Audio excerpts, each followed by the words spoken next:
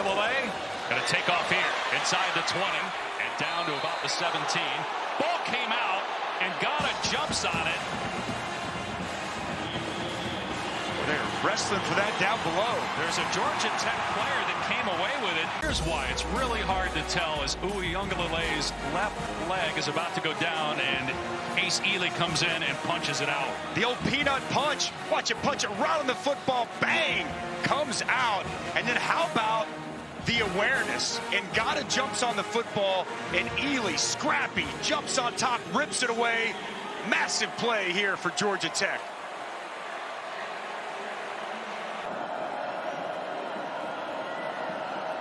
On 3rd and 3, Davis out of the shotgun, looking left, now looks right, pressured up the middle, and they got him! Ayinde Eley with the sack. Davis had time in the beginning, and then Eley comes on the delayed blitz right up the middle. They can't pick him up, and a much-needed defensive stop. 5:01 to play here in this first half. Western Carolina down by 7. This game's been back and forth since the jump. Handoff, Reed, he goes nowhere. That's Ace Eley. Led this team with 11 tackles last week. Guys together as you see him make this tackle. And that's what you would expect from Georgia Tech, right? Win at the point of attack. 3rd and 1, Georgia Tech. They're bringing pressure, bad snap. Davis doesn't fall on it. Who's got it? Turnover, Georgia Tech football. It's Ace Eley stepping up, recovering the fumble. On it, you can punt it. It's not a big deal if you have to. Instead, great field position for Georgia Tech. It was a bad snap by the center, Whitmore, over the shoulder of Davis. No, you don't think so? Yeah, I think it was okay. I mean, I just think Carlos Davis kind of took his eyes off it. It wasn't a perfect snap. Yeah, there's no question. Judkins hit in the backfield, and down he goes. Knifing through to make the hit was Eley.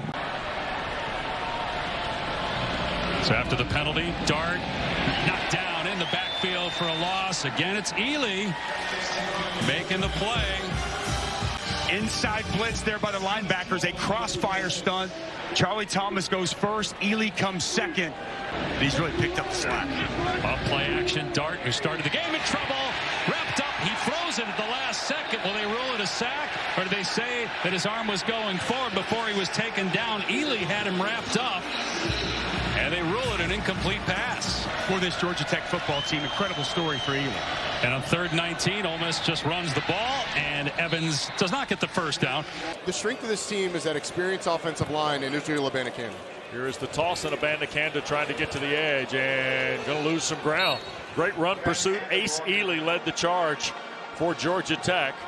Notre Dame transfer from Atlanta.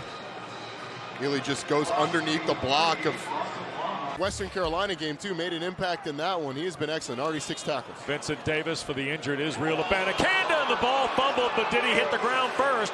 Georgia Tech says they have it. They do at the 34-yard line. Davis's second fumble of the night. Field is a fumble recovered by Georgia Tech. And the 3rd turnover for Pittsburgh in this second half. True freshman from Westlake in Atlanta comes up with the loose change. Let's see. He was close to the ground. No, that ball is clearly out. Georgia Tech forcing another fumble. Looked like that was Ace Eley that forced that one. And number 2 comes in there, pokes the ball out. It's on the ground. 3 of 7 on 3rd down of the game for Duke. Cluttered pocket. Leonard stumbles, and he's going down at the 25. Corey Gee for Georgia Tech. Wow, they bring the blitz, and it gets there enough to flush Leonard. And Leonard thinks he's got a little bit of space to go. Derek Allen, the injured player a moment ago, is back into the game. And the 3rd down run up the middle, Elijah Green, and it doesn't look like he got there. No, he's short. It's 4th down. 4th and 1.